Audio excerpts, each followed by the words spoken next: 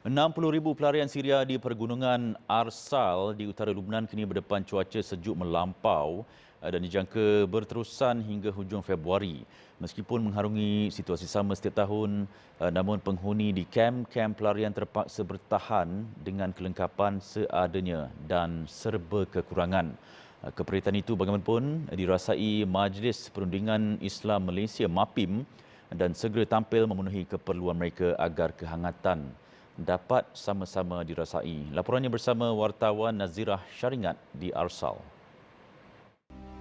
Ketibaan delegasi MAPIM di Beirut, Lubnan yang diketuai Ketua Misi Kemanusiaan Rescue Syria MAPIM Malaysia Dr. Sani Arabi Al-Kahiri membawa misi besar untuk ummah. Kesejukan yang menggigit pelarian di kem-kem di Lubnan turut dirasai peserta misi dan amanah ini perlu disempurnakan agar bantuan dapat dinikmati insan-insan memerlukan. Perjalanan ke Arsal kali ini berbeza dan lebih mencabar kerana jalan utama di Dahrul Baidar ditutupi salji tebal dan pergerakan terkandas seketika.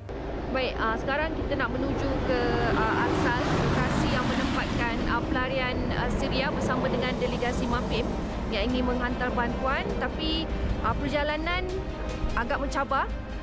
Kerana baru saja memulakan perjalanan, tapi kalau anda dapat saksikan salji dah mula tebal dan difahamkan jalan di hadapan sana mungkin ditutup dan pergerakan yang agak perlahan, dan ini baru saja permulaan dan kita masih mempunyai perjalanan 5 jam lagi untuk sampai ke Arsal. Namun ia tidak mematahkan semangat delegasi apabila mengenangkan kesejukan yang terpaksa diharungi pelarian Syria di kem Arsal dan niat itu tetap diteruskan. Sudah pasti saya kira ini adalah satu harapan yang besar oleh pelarian Syria yang sudah biasa melihat keadaan MAPIM datang dan mereka menanti-nanti di manakah kumpulan MAPIM daripada Malaysia, di manakah sahabat yang mereka gelarkan sebagai tim pakai baju vest fluorescent ini. Jadi kita tak punya banyak pilihan daripada menggerakkan tim serba besar untuk membantu sedaya yang mungkin, dan kita masih lagi optimis walaupun bantuan kita tidak menyelesaikan masalah, tetapi kita ada ketika ummah sedang berduka dan juga memerlukan sokongan-sokongan dalam masa yang terdesak sebegini. Selepas mengharungi 5 jam perjalanan, kami tiba di pergunungan Arsal yang terletak bersempadan dengan Al-Qusair, Syria.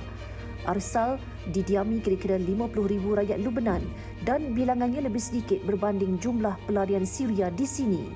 Ketibaan delegasi disambut gembira oleh anak-anak di kem pelarian seolah-olah saat inilah yang mereka nantikan. Tidak hadir dengan tangan kosong, bantuan-bantuan sumbangan rakyat Malaysia sudah cukup memberi keriangan buat mereka. Setiap keluarga kita beri makanan yang makanan asas yang boleh bertahan insya-Allah dalam 3 minggu. Selimut dan juga 2 galon minyak untuk bahan bakar, dan juga kita bagi kemah untuk mereka perbaiki ataupun mereka lapik bumbung mereka yang banyaknya rosak akibat daripada salji. Alhamdulillah, kepercayaan diberikan oleh rakyat Malaysia sekian lama kepada MAPIM membolehkan kita sampai dan kita menggerakkan bantuan seawal 1,000 keluarga insya-Allah di pergunungan Arsal sahaja. Walaupun tidak dapat melenyapkan sepenuhnya kesejukan, sekurang-kurangnya bantuan selimut dan minyak dapat memberikan sedikit kehangatan. Arsal ketika ini berdepan dengan musim sejuk melampau sehingga mencecah 1 darjah Celsius, dan pastinya mereka memerlukan pemanas di rumah masing-masing untuk menghangatkan badan mereka. Tapi apa yang menjadi masalah ialah mereka tidak mampu untuk membeli minyak, memandangkan negara yang mereka duduki ketika ini iaitu Lubnan berdepan dengan krisis kenaikan bahan api. Jadi pastinya mereka amat memerlukan bantuan minyak untuk menghangatkan badan masing-masing untuk berdepan dengan sebulan lagi musim sejuk yang akan mendatang.